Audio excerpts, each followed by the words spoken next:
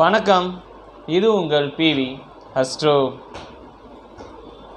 லைஃப்பில் எல்லோருக்குமே நம்ம தொழில் பண்ணலாமா இல்லை வேலைக்கு போகலாமா அப்படின்ற ஒரு கன்ஃபியூஷன் நிறைய பேர்கிட்ட இருக்கும். அதுவும் முக்கியமாக இந்த ஜோதிடம் தெரிஞ்சவங்ககிட்ட, இந்த ஜோதிடம் பேசிக்காக தெரிஞ்சவங்க, ஜோதிடம் படிச்சுட்டு இருக்கவங்க, இல்லை ஜோதிடம் வீடியோ பார்க்குறவங்க எல்லாருக்குமே நம்ம வேலைக்கு போனால் நல்லதா இல்லை சொந்தமாக தொழில் பண்ணால் நல்லதா, எது நம்ம வாழ்வை உயர்வடைய செய்யும் அப்படின்ற நிறைய கன்ஃபியூஷன் நிறைய பேருக்கு இருக்கும். இல்லை தொழில் பண்ணலாமா இல்லை வேலைக்கு போகலாமா அப்படின்னா, ஃபஸ்ட்டாக நம்ம எதுக்கு அது எல்லாமே பண்ணுறோம் அப்படின்றத கொஞ்சம் யோசிங்க. நீங்கள் வேலைக்கு போயிருந்தாலும் சரி இல்லை சொந்தமாக தொழில் பண்ணாலும் சரி, எல்லாமே நம்ம எதுக்கு பண்ணுறோம் அப்படின்னா நம்மளோட வருமானத்துக்கு, நம்மளோட பொருளாதார உயர்வுக்கு தான் நம்ம பண்ணுறோமே. 10ஆம் இடம்ன்றது தொழில் ஸ்தானம், உங்களோட ஜீவனம். நீங்கள் வேலைக்கு போனாலும் சரி இல்லை சொந்தமாக தொழில் பண்ணியிருந்தாலும் சரி, எதுவாக இருந்தாலும் உங்களோட ஜீவனம் அப்படின்றது அந்த 10ஆம் பாவத்தை கொடுப்பது, உங்களோட வருமானம் அப்படின்றது 2ஆம் பாவத்தை கொடுப்பது.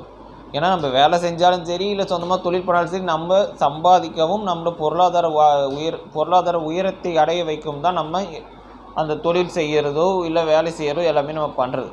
அப்படி இருக்கும்போது நம்ம ஒரு ஒருத்தரோட ஜாதகத்தில் இவங்க தொழில் பண்ணால் சிறப்பாக வேலைக்கு போனால் சிறப்பாக அப்படின்னா, அவங்க ஜாதகத்தில் 10ஆம் பாவத்தை மட்டும் சொல்லக்கூடிய அமைப்பு இல்லை, உங்கள் லக்கணத்து 2ஆம் பாவத்தை மட்டும் தான் சொல்லக்கூடும். ஏன்னா 2ஆம் இடம் தான் தனஸ்தானம், பொருளாதார ஸ்தானம். இந்த தொழிலுக்கும் வேலைக்கும் உள்ள மிகப்பெரிய ஒரு டிஃப்ரென்ஸ் என்ன அப்படின்னா, நீங்கள் ஒரு வேலைக்கு போனால் உங்கள் மூளையை மூலாதாரமாக வச்சு போகிறது. ஆனால் அதுவே நீங்கள் ஒரு சொந்தமாக தொழில் பண்ணுறீங்க அப்படின்ற பட்சத்தில் உங்களுக்கு திறமை இருக்கணும். அதை விட முக்கியம் அதுக்கு இன்வெஸ்ட்மெண்ட் பண்ண பணம் இருக்கணும். ஏன்னா இந்த இடத்துல பணம் போட்டு பணம் எடுக்கணும் தொழிலில். ஆனால் வேலையில் அந்த ஆப்ஷனே தேவையில்லை. நம்ம மூளையை மூலாதாரமாக தான் வச்சு பேச போகிறோம். மூளையை மூலாதாரமும் நம்ம திறமையை வச்சு தான் நம்ம அந்த இடத்துல வேலை செய்ய போகிறோம். அந்த இடத்துல பணத்தை இன்வெஸ்ட்மெண்ட் பண்ண மாட்டோம். ஆனால் சொந்தமாக தொழில் பண்ணணும்னு நினைக்கிறவங்க பணத்தை இன்வெஸ்ட்மெண்ட் பண்ணணும். அப்போ ஒரு ஜாதகத்தில் பணம் போட்டால் பணம் வருமா அப்படின்றத அந்த ஜாதகத்தில் தனஸ்தானம் எப்படி இருக்குது ப்ளஸ் 10ஆம் இடம் தொழில் ஸ்தானம் எப்படி இருக்குன்றதையும் பார்க்கணும். தொழில் மட்டும் ஒரு ஜாதகத்தில் நல்லா ஆட்சியோ உச்சமாக பெற்றுருக்கும், அவன் சொந்த தொழில் பண்ணுவான், ஆனால் நிச்சயமாக நஷ்டம் அடைஞ்சிருப்பாங்க. அதுக்கான காரணம் என்ன, 2ஆம் இடம் தனஸ்தானம் எப்படி இருக்குன்றது கொஞ்சம் இம்பார்ட்டன்ட். இது பேஸ். 2வது நடைமுறையில் தசாபுத்தி. என்னதான் ஒரு அடித்தளமாக ஒரு ஜாதகத்தில் யோகம் இருந்தாலும் இல்லை அவயோகத்தன்மையை நிறைந்திருந்தாலும் கூட நடைமுறையில் தசாபுத்தி வந்தால் மட்டும்தான் அது சாத்தியத்தை கொடுக்கும். சரிங்களா? ஸோ அப்போ ஒரு ஜாதகத்தில் ஒரு தொழில் பண்ணணுமா வேலை செய்யணுமா அப்படின்றது 6ஆம் பாவத்தையோ 10ஆம் பாவத்தையோ மட்டும் வைத்து நிர்ணயம் பண்ணுவதில்லை.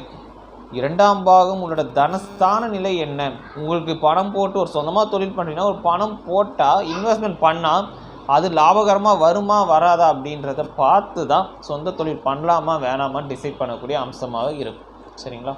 சரி, எக்ஸாம்பிளுக்கு ஒரு ஜாதகத்தை வச்சு பார்ப்போம். என்கிட்ட கன்சல்ட் பண்ண ஒருத்தரோட ஜாதகம் தான். ஸோ ஸ்க்ரீனில் அந்த ஜாதகம் வருது பாருங்கள். இவர் பிறந்தது மகர லக்கணம். மகர லக்கணத்திற்கு 2ஆம் இடத்தில் கேது, 5ஆம் இடத்தில் சுக்கிரன் செவ்வாய், 6ஆம் இடத்தில் சூரியன், 7ஆம் இடத்தில் குரு சந்திரன் புதன், 8ஆம் இடத்தில் சனி ராகு. அட் பிரசன்ட் ஒரு நடைமுறை உள்ள தசாபுத்தி சூரிய தசை ஓடிட்டு இருக்கு. சரி, இவர் என்கிட்ட கன்சல்ட் பண்ணதுக்கான காரணம், கடந்து வந்த ஒரு 4 வருஷமாகவே ஒரு சூரிய தசை ஆரம்பித்ததுலேருந்து ஒரு 4-5 வருஷமாகவே எனக்கு தொழிலில் சிறப்பாக இல்லை. சொந்தமாக தொழில் பண்ணிகிட்டு இருக்க. இது ஒரு ஆணோட ஜாதகட்டும். அவர் என்ன சொன்னார், சொந்தமாக தொழில் பண்ணுச்சு ஆனால் சிறப்பாகவே இல்லை, நிறையா நஷ்டம் அடைஞ்சிருச்சு, கடன் பிரச்சனையும் ஜாஸ்தி ஆகிடுச்சு, ப்ளஸ் தொழிலில் நஷ்டம் ஏற்பட்டு விட்டது. இனி வரும் காலகட்டம் எப்படி இருக்கும் அப்படின்றது தான் என்கிட்ட கன்சல்ட் பண்ணக்கான காரணமே. சரி, இவர் ஜாதகத்தை ஃபர்ஸ்ட் ஆஃப் ஆல் பாருங்கள். லக்கணம் மகர லக்கணம். இந்த லக்கணத்துக்கு லக்கணாதிபதி மாதிரி தனாதிபதி மாதிரி முதல் தர ஒரு நல்ல பிளானட்டு சனி. அந்த சனி 8இல் அமர்ந்தது ஒரு வகையில் நிச்சயமான தவறு தான், அது சந்தேகம் இல்லை. 8இல் அமர்ந்தது கூட தவறுன்னு சொல்லல. அந்த இடத்துல சனிக்கு வீரவருத்தி அதிபதி ஆட்சியோ உச்சமாக பெற்றிருந்தால் சிறப்பு. அது சனிக்கு வீரவருத்தி சூரியன் லக்கணத்துக்கு 6ல். அப்போ லக்கணாதிபதியும் போய் ஸ்ட்ராங்காக இல்லை, அவர் வீரவருத்தி அதிபதி இந்த இடத்துல வலிமையாக இல்லை.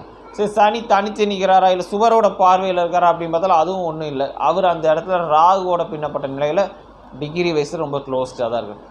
அப்போ இந்த ஜாதகத்தில் ஃபர்ஸ்ட் ஆஃப் ஆல் லக்கணாதிபதி வலிமையில் இருந்திருக்கிறார் ஃபஸ்ட். 2வது இந்த லக்கண தனாதிபதி மாதிரி, அப்போ தனாதிபதியும் வலிமையிலேருந்து தான் நிற்கிறார். இது 2. இது 1.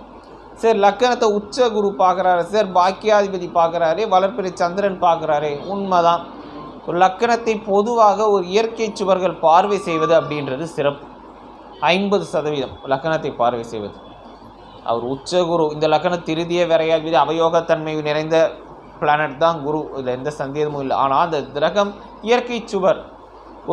ஒரு சுபர்கள் ஒரு இடத்தை பார்த்தால் அந்த இடம் வளரச் செய்யும்.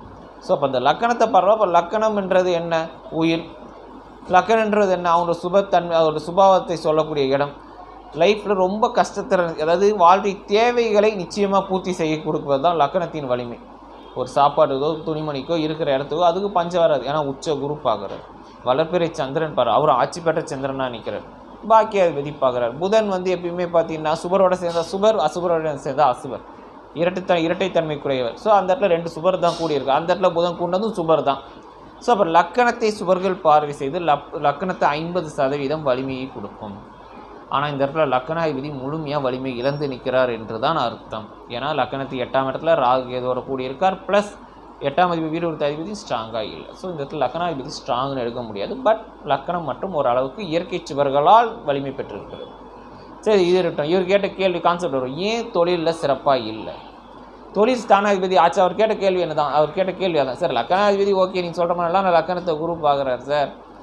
5ஆம் அதிபதி ஆட்சி பெற்று ரொம்ப ஸ்ட்ராங்காக நிற்கிறாரு சார். 10 கூடிய அதிபதியும் அவர் தானே, லாபாதிபதி தானே கூடியிருக்கார். ஃபர்ஸ்ட் ஆஃப் ஆல் 5 கூடிய அதிபதி ஆட்சியாக தானே இருக்கார். ஏன் எனக்கு தொழிலில் சிறப்பாக இல்லை? மேலோட்டமாக பார்த்தா 10 கூடிய அதிபதி ஆட்சி தான், அதில் எந்தவித மாற்று கருத்தும் இல்லை. ஆனால் அவர் எந்த இடத்துல ஆட்சியாக இருக்கார்? லக்கணத்து 5ஆம் இடம். சிறப்பு தான், அதில் மாற்று கருத்து இல்லை. ஆனால் அந்த இடத்துல கூடக்கூடிய கிரகம் யார்? கூடியிருக்கக்கூடிய கிரகம் யாருன்னா செவ்வாய். அப்போ 10ஆம் இடம் தான் தொழில் ஸ்தானம். தொழில் ஸ்தானத்தை கை வச்சிங்கன்னா மகர லக்கணம் துலாம் மனையாக வரும். அப்போ 10ஆம் இடம் தொழில் ஸ்தானத்துக்கே அஷ்டமாதிபதி சுக்கிரன் தான். லக்கணத்துக்கு அஷ்டமாதிபதி எல்லாம் சொல்லலை. லக்கணம்ன்றது மகர லக்கணம். நம்ம தொழில் ஸ்தானத்தை பற்றி தான் இந்த இடத்துல பேசுவோம். அப்போ இயற்கையாகவே ஒரு தொழில் ஸ்தானம் எப்படி இருக்குது? ஆட்சி. எங்கள் இடத்துல ஆட்சி. அவர் வீடு அந்த 10ஆம் இடம் தொழில் பாவத்துக்கு அவரே அஷ்டமாதிபதியாக வர்றார். அப்போ அந்த அஷ்டமஸ்தானத்தில் ஆட்சி ஃபஸ்ட்டு. 2வது துலாமனைக்கு இன்னொரு அப்போசிட் பிளானட் யார் அப்படின்னா அந்த செவ்வாய். அப்போ அந்த செவ்வாய் சுக்கணும் ஒன்றுக்கு ஒன்றதே ஃபஸ்ட்டு மைனஸு. அது 10ஆம் இடம் தொழில்ஸ்தானத்து 10க்கு 8ஆம் இடத்துல போய் அமர்ந்தது. அப்போ இது என்னத்தை பேஸ் பண்ணணும்? அவங்களோட தொழிலே அமைப்பு அப்படின்னா அந்த துடுப்பில்லா படகு போல், நீரில் ஆடக்கூடிய படகு போல தான் இருக்கும். ஒரு நிலைச்சு நிற்கவே முடியாது. ஒரு தொழில் பண்ணாலோ இல்லை வேலைக்கு போனப்போ வேலைக்கே போனால் கூட ஒரு நிலைச்சி ஒரு இடத்துல நிற்க முடியாது அவரால். இவர் என்ன தான் நல்லையா வேலை செஞ்சாலும் வாண்டடாக ஒன்று அவங்க தூக்கி வெளில போட்டுருவாங்க. இல்லைன்ற பட்சத்தில் இவர் இல்லை, என் திறமைக்கு சம்பளம் கம்மியாக இருக்குது அப்படின்னு சொல்லி இவராக வாண்டடாக வெளில வந்துடுவார். ஸோ அப்போ 10ஆம் பாகம் ஆட்சியாக இருக்குது. அதில் எந்த வித மாற்று கருத்து இல்லை. ஆனால் அந்த இடத்துல செவ்வாய் கூடப்பட்டது தவறு. ப்ளஸ் இந்த இடத்துல சனி பார்வை சுக்கரனுக்கு சனி பார்வை சிறப்பு. இதில் எந்தவித சந்தேகமும் இல்லை. ஆனால் அந்த இடத்துல சுக்கரனே ஃபஸ்ட் தொழில் ஸ்தானத்துக்கு போய் 8ல் தான் அமர்ந்திருக்கார். அந்த இடத்துல செவ்வாயோட பின்னப்பட்டு இருப்பது அப்படின்றது சிறப்பு இல்லாத ஒரு அம்சம். ஸோ அப்போ இந்த சுக்கரன் 10 கூடிய அதிபதி இந்த இடத்துல வலுத்து இருக்கிறார் அப்படின்ற அர்த்தம் இல்லை. வலிமையாக இருக்கார், ஆனாலும் கெட்டு போய் தான் நிற்கிறார். இது ரொம்ப ரொம்ப ரொம்ப பார்க்கக்கூடிய ஒரு விஷயம். மேலோட்டமாக பார்த்தா ஆட்சி தான், இதில் எந்த சந்தேகமும் இல்லை.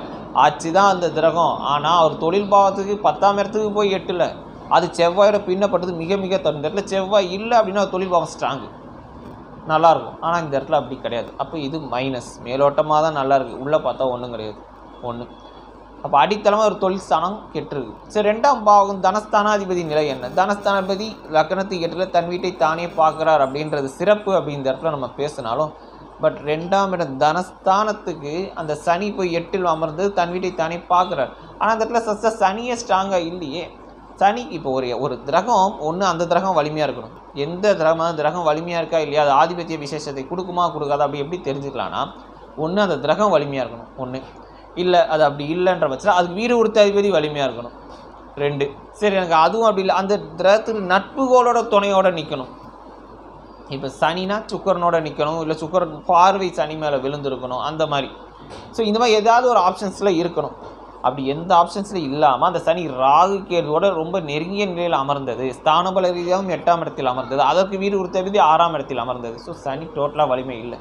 ஸோ 2ல் கேது இருந்து சனியால் பார்க்கப்பட்டாலும் அந்த தனஸ்தானம் வலிமையாக இல்லை. அப்போ இவருக்கு எப்படி போட்டாலும் முதல் போட்டால் திரும்பாது. இதுதான் கான்செப்ட். ஏன்னா லக்கணத்தைப்படி லக்கணத்தை 3 திறந்தல் பார்வை செய்து லக்கணத்துக்கான சிறப்பு நம்ம பேசலாம். அந்த உயிருக்கு எந்த போனாலும் மதிப்பு இருக்கும், அதில் டவுட் இல்லை. 2ஆம் தனஸ்தானம்ன்றது 2ஆம் கும்பமணிக்கு 6 கூடிய விதி 6லே ஆட்சியாக இருக்கார். கும்பமணிக்கு 8 கூடிய அஷ்டமாதிபதியும் புதன், அவரும் அந்த இடத்துல பின்னப்பட்ட நிலையில் இருப்பது அப்படின்றது சிறப்பு இல்லாத ஒரு அம்சம்தான். ஸோ அப்போ இந்த இடத்துல தனஸ்தானம் அப்படின்றது ஸ்ட்ராங்கு இல்லை. சரி, இப்போ நடைமுறையில் உள்ள தசாபுத்தி என்ன சூரிய தசை. நம்ம சொல்லிடலாம் சார் நல்லா இல்லாமல் போன காரணம் என்னமோ சூரிய தசை தான், சூரிய தசை மட்டும் வரலாம் டாப்பாக வந்திருக்கும். அப்படியெல்லாம் வந்திருக்காது.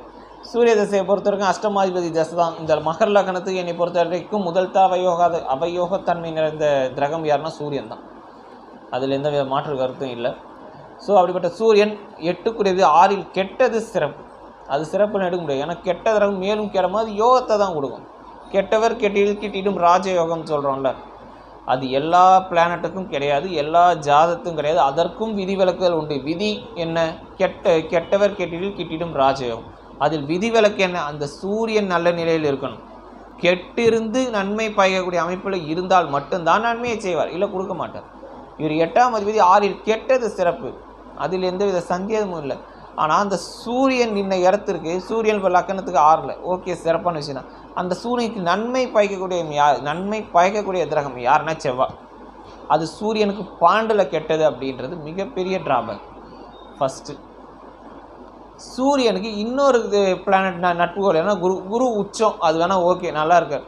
ஆனால் ராசி விதி லக்கணத்துக்கு விதி மதி கெதி 3த்தையும் பார்க்கணும். விதினா என்னன்னா லக்கணத்துக்கு 8க்குரியது 6ல் இருக்கலாம், பெரிய தவறு இல்லை. மதினா என்ன? சந்திரனுக்கு ஒரு தசாபுத்தியை கணக்கீடு பண்ணும்போது 2த்தையும் பார்க்கணும். ராசிக்கும் பார்க்கணும், லக்கணத்துக்கும் பார்க்கணும். அப்போ ராசி என்ன ராசி? கடக ராசி. ராசிக்கு தனாதிபதி, ராசிக்கு 12ல், இதுவும் சிறப்பு கிடையாது. கெதினா நிற்கக்கூடிய நிலை, அதுக்கு வீடு கொடுத்த அதிபதி, அதுக்கு நட்புகளோடு இருக்காரா, எந்த நிலையில் இருக்கார், வாங்கிய நட்சத்திரம் என்ன, இது எல்லாமே வச்சு தான் பலன்.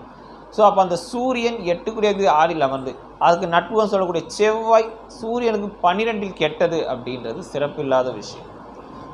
ஸோ அப்போ என்ன நடக்கும்? இந்த ஜாதகத்தில் 8க்குரியது 6ல் கெட்டிருக்காரே தவிர இவருக்கு கஷ்டம் நஷ்டம், அதாவது அவமானம், இந்த ஊர் விட்டு ஓடுறது, இந்த ஜெயிலு, இந்த மாதிரி அம்சத்தை கொடுக்காது.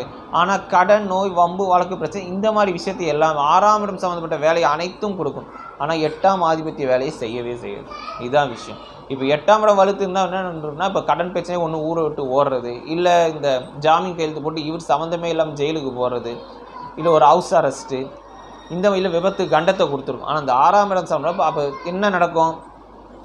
அவருக்கு கடன் பிரச்சனையே உண்டாகும். அப்படி இல்லையா ஏதாவது ஹெல்த் இஷ்யூஸ் வந்து அதன் மூலியமாக தான் இந்த தொழிலில் பாதிப்பு ஏற்பட்டு அதன் மூலியமாக தான் கடன்கள் ஏற்பட்டிருக்கும், தொழிலில் முடக்கங்கள் ஏற்பட்டிருக்கும். ஏன் தொழில் சிறப்பளிக்காது அப்படின்னா 6ஆம் பாகம் மேலோட்டமாக பார்த்தா 6ஆம் பாகம் கடன், நோய், வம்பு, வழக்குன்னு சொல்லுவோம். 10ஆம் இடம் தொழில் ஸ்தானத்துக்கு அதுதான் பாக்கிய ஸ்தானமாக வரும். ஸோ அந்த ஸ்தான பலத்தை நிறுத்தக்கூடிய திறன் வறுமையாக இல்லை என்றால், நடைமுறை தசாபுத்தி சாத்தியமாக இல்லை என்றால், அப்போ அதற்குரிய அந்த பாகத்துள் பாகத்து தான் அடிப்படும். அப்போ தொழில் ரீதியாக பாதிப்பை கொடுக்கும். அப்போ தொழிலில் சிறப்பினை கொடுக்காது. ஏதோ ரூபத்தில் அதுக்கு கஷ்டத்தை கொடுக்கணும். ஒன்று கடனை கொடுக்கணும், இல்லை நோய் நொடி கொடுக்கணும், இல்லை வம்பு வழக்கு பிரச்சனையை கொடுக்கணும், ஏதோ ரூபத்தில். அப்போ இவருக்கு இந்த இடத்துல என்னாச்சு? தொழில் பண்ணுறாரு, இன்வெஸ்ட் பண்ணி பெருசாக வேறு ஆரம்பித்தார் 4-5 வருஷம் முன்னாடி, அது நஷ்டம் அடைந்து இப்போ கடன்காரனாக தான் வந்து உக்காண்ட்ருக்கார். அவர் சொல்லும் போது சொன்னார், இல்லை சார் கடன் ஏதப்பட்டதாகிடுச்சு, என்ன பண்ணுறதுன்னு தெரியல. நீ எதுவுமே பண்ண வேணாம் சார். இப்போ அடுத்து வர சூரிய திசை முடிகிற வரைக்கும் இப்போ இந்த இடத்துல சுப பலன் அப்படின்னு சொல்கிற மாதிரி இந்த இடத்துல ஒன்றுமே இல்லை. ஏன்னா இப்போ நடக்கிறது சூரிய திசையில் குரு புத்தி ஓடிட்டு இருக்குன்னு நினைக்கிறேன். அடுத்தது வர சனி புத்தி நிச்சயமாக நல்லா இருக்க போகிறது இல்லை. சனிக்கு அடுத்தது புதனும் நல்லா இருக்காது. புதனுக்கு அடுத்த கேது முடிஞ்சு சுக்கிரன். ஸோ இந்த சூரிய திசைகளும் முழுமையாக சிறப்பான பலன் அப்படின்னு சொல்லக்கூடிய அமைப்பில் இல்லை. சரி சார், அதுக்கு அடுத்து வரக்கூடிய காலகட்டம் சந்திர தசை நல்லா இருக்குமா? நிச்சயமாக நல்லா இருக்கும். இந்த சூரிய திசையை காட்டிலும் 4-5 படிகள் உயர்ந்த நிலையை கொடுக்கும் அந்த சந்திர திசை. அது எப்படி கொடுக்கும்? சந்திரன் மட்டும் எப்படி சார் கொடுப்பார்? லக்கணத்துக்கு அவரும் ஆப்போசிட் பிளானட் தான். உண்மை தான், ஒரு ஆப்போசிட் பிளானட் தான், அதில் சந்தேகமே இல்லை. இருந்தாலும் அந்த சந்திரன் தனித்த நிலையில் இருக்காதா, யாருடன் இருக்காருன்றான் கான்செப்ட். லக்கணத்துக்கு 7 ஆட்சி, கூட யார் இருக்கா? குரு, உச்ச குரு. அவர் உச்ச குருவாக இருந்தாலும் சரி, ஆட்சி குருவாக இருந்தாலும் சரி, குரு நிற்கிறார். சந்திரன் நின்ன இடத்துக்கு குரு யோகாதிபதி தான். சந்திரன் நின்ன இடத்துக்கே அவர் பாக்கியாதிபதியாக வருவார் குரு. லக்கணத்துக்கு வேணால் திருதிய விரையாதிபதினு சொல்லலாம். சந்திரன் நின்ன இடத்துக்கு யோகாதிபதி தான். ஸோ 10ஆம் இடம் தொழிற்தாண்டு 10க்கு 10ன்னு சொல்கிறது தான் லக்கணத்துக்கு 7. ஸோ அப்படி இருக்கும் பட்சத்தில் 7ஆம் இடத்தில் சந்திரன் ஆட்சி பெற்ற நிலையில் இருந்து அதனுடன் குரு பின்னப்பட்ட நிலையில் இருப்பது அப்படின்றது சிறந்த யோகம். ஒரு 3ஆம் இடம் தான் முயற்சி ஸ்தானம். ஒரு முயற்சிக்கும் காரியங்கள் வெற்றி பெற வேண்டும் என்றால் 3ஆம் இடம் நல்லா இருக்குன்னு சொல்கிறோம். இந்த இடத்துல 3ஆம் அதிபதி குரு 3ஆம் இடத்துக்கு 5ஆம் இடத்தில் அமர்ந்து தன் வீட்டை தானே பார்த்து 3ஆம் இடத்துக்கு பஞ்சமாதிபதி சொல்லக்கூடிய சந்திரனோட தசை தான் நடக்கும். ஸோ நிச்சயமாக அந்த சந்திர தசை சிறப்பாக இருக்கும் அந்த குருவுடன் பின்னப்பட்ட காரணத்தினால். இந்த இடத்துல குரு மட்டும் இல்லை, வெறும் புதன் மட்டும்தான் நிற்கிறாருன்னு வச்சுக்கோங்களேன், அது ஃபால்ட்டு தான். ஏன்னா இயற்கையாகவே புதனுக்கும் சந்திரனுக்கும் ஆகாது. ஸோ டோட்டலாக அது வீக் ஆக்கி 0 ஆக்கி விட்டு போயிடும். ஆனால் அந்த இடத்துல குரு நிற்கிறார். ஸோ இது நல்ல ஒரு பாசிட்டிவ் அப்ரோச் தான். ஸோ சந்திர திசையை பொறுத்த வரைக்கும் நல்லாயிருக்கும். நல்லா இருந்தால் பல கோடியை சம்பாதிச்சிருவாரா, வீடு வண்டி வாசலாம் சேர்த்துருவாரா, அப்படி கிடையாது. அந்த கடன்கள் அடையும். ஃபஸ்ட்டு தொழில் ரீதியாக ஒரு முன்னேற்றம் இருக்கும். இது 2வது. படிப்படியாக வாழ்க்கையில் முன்னேற்றம் இருக்கும். ஆனால் இவர் ஜாதகத்தில் இயற்கையாகவே கையில் பணம் தங்காது. ஸோ பணம் ஏதாவது வருதுன்ற பட்சத்தில் அவர் சேர்த்து வச்சு ஏதோ பொருளாகவோ இல்லை இடமோ வாங்கி வைத்து சேகரித்து வைத்து கொள்வது தான் அவருக்கு சிறப்பே தவிர, இவர் நான் மொத்தமாக பேங்க்கில் சேர்த்து வச்சு 20 வருஷம் கழிச்சு நான் வீடு வாங்குறேன் அப்படின்னு சேர்த்து வச்சா நிச்சயமாக தங்கக்கூடிய அம்சம் இல்லை. ஏன்னா தசாபுத்தி வேணால் நல்லா இருக்காரு, அடித்தளமாக ஜாதக கட்டம் சரியில்லை. அப்போ ஒரு காலகட்டத்தில் ஒரு அளவு உயரும். அந்த உயரும் போது நம்ம சேமித்து வச்சுக்க வேண்டியதான். அதுதான் இந்த மாதிரி பார்த்து செய்யக்கூடிய ஒரு விஷயம். அதாவது என்ன தான் உயர பிறந்தாலும் ஊர்க்குடிப்பு பருந்தாகாதுன்னு சொல்லணும். அந்த மாதிரி அம்சம் தான் அது. அடித்தளமாக திரகம் இப்போ ஸ்ட்ராங்கல். ஆனால் நடைமுறை தசாபுத்தி சாதகமாக இருக்குது. அப்போ அந்த காலகட்டம் வரும்போது நம்ம உஷாராகி சேர்த்து வச்சுக்கலாம் தான். பின்னாடி மைனஸான வரும்போது அதை இருக்கிறத செலவழிக்காமல் மேற்கொண்டு நம்ம வளர்ச்சி அடைகிறோமோ இல்லையோ இருக்கிற படியை விட்டு இறங்காமல் இருந்தாலே போதும். சரிங்களா?